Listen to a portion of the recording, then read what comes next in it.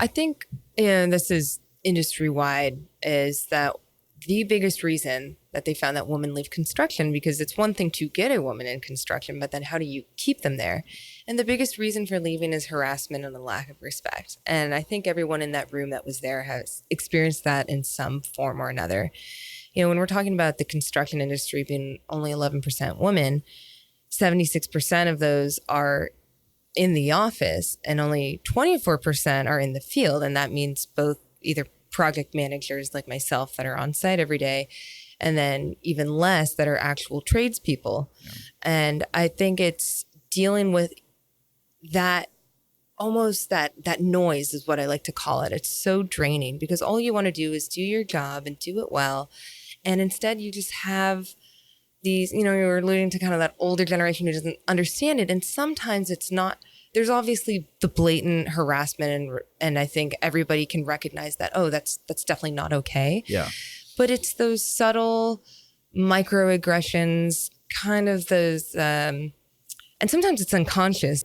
What I found, typically older or men are making comments. It's, they think they're being nice. They think they're being funny, and it's just not any of those things, you know? And I think that's what we were all sharing in that space is, hey, we all deal with this, and you're always trying to figure out what's okay, what's not okay. When do you press forward? When do you just, you know, let it roll off your back? And the answer is it's never okay.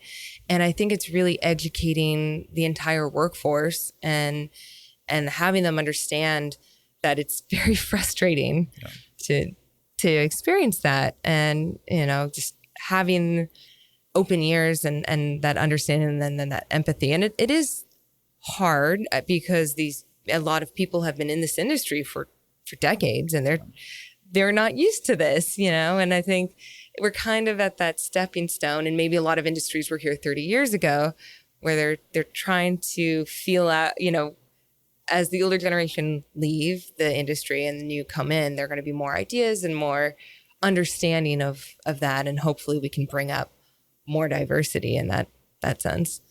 And I think as more people that are your age and my age are starting to take more of those leadership opportunities too, those conversations are also starting to change a little bit in a way that I'm encouraged by the fact that people are talking about it, but we're not talking about it enough, obviously, because I appreciated your perspective on the framing as far as like a microaggression goes, where it's not that blatant, oh, I'm, you know, now saying something incredibly inappropriate, whether it's in a work environment or otherwise, but it's an illusion, or it's something that's been inferred, or an unfair expectation that is set, and it's implied, and it's a hard thing to qualify sometimes unless you have an environment where it's okay to grab that person and say, hey, I want to talk to you about this thing. This makes me feel uncomfortable, and this is why.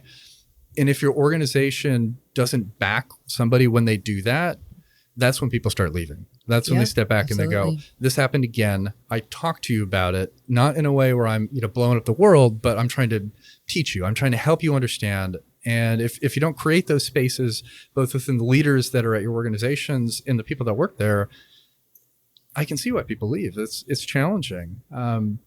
Did any other themes come up in those conversations as well? I'd be interested just to hear what else was top of mind.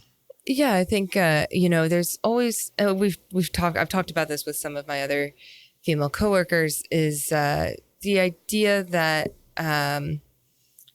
you know, you go into the workforce, and whether it's societal or biological, you're always thinking about what happens when I decide to have kids. Yeah. And something like construction is on site, and you're with primarily men, so you already feel different. And then to, you know, decide to, if you should want to have children, is now you really feel alone, you know, and trying to navigate what that means. You know, it's one thing to be working in the office, but another to be a tradesperson.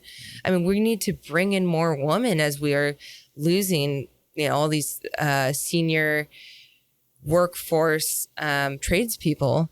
And how are we going to do that? And obviously we have 50% of the population who are great resource and just as competent. But, you know, if you're a young woman, you're going to think, well, how am I going to be a carpenter and pregnant, essentially? Yeah. And I think it's, you know, how can we create that flexibility and, you know, if should you want to go to the trades or stay on site, how we can really create benefits and opportunities for women that don't have to feel like that is, like you can't do that because you might want a family in the end, or, even the hours can be very strenuous, and how can we start adjusting those to really tailor more to a better work-life balance?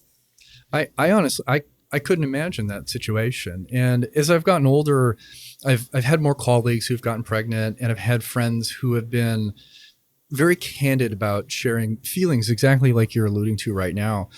And I've been very appreciative when people have shared that with me, because one, it's an experience that I will never personally have. And I recognize that. But without hearing those perspectives and understanding why it's a challenge in enlightening and in educating people, it's going to continue to be a barrier. And there's a perception problem with construction in general, even not considering the child and pregnancy aspect of it, that we need to work on. But you're absolutely right. I don't know how, if I were a female tradesperson out on site and I got pregnant, like, how do you have that conversation with your boss first and foremost? When do you tell them? How does that change the time you spend on site before you go out on maternity leave? And do those resources actually exist? Like, it's so much. So I empathize as best I can there. And I candidly don't have the solution for that. And I guess leading off of that, it kind of spins into my next question. So what can we do? And it doesn't have to necessarily be tied to just childbirth specifically, but how can we offer more flexibility to our teams and hire people and make them feel like they have a space within construction that's safe to have these conversations and have a child and all these other things? Like, what are some of those steps that somebody out there should be taking to be more equitable as they, bring their teams together? Yeah, that's exactly what I was going to say, was that it's the idea of equitable, not just equity. Like, yes, we can all have 6 weeks of paid family leave as we should, but we still need to understand that there is a biological recovery time for women, and what does that look like, and how can you still provide that recovery time while still ensuring that you have a job and a career, and you don't just take off time and then there's nothing to come back to. And we have laws obviously in place to protect that. But I think it's really looking at our upper management and they recognizing that and saying, hey, this person, this woman, as what we're talking about, is a huge asset to our company. And we need to make sure that we can help her balance between motherhood, because it's not just about motherhood and it's not just about women. This is also it could be it's a family issue, right? It's, you want to provide the best for your child, and how can you do that? And a lot of times, especially we saw through the pandemic, that women were the ones who left the workforce to take care of the children, because you think, oh, or a lot of people working from home, but at the end of the day, it's, you don't have childcare. You have to work from home, or it's such an inconvenience. You can't get any work done that you end up quitting your job. And I think it was something crazy, like almost 100% of that was women.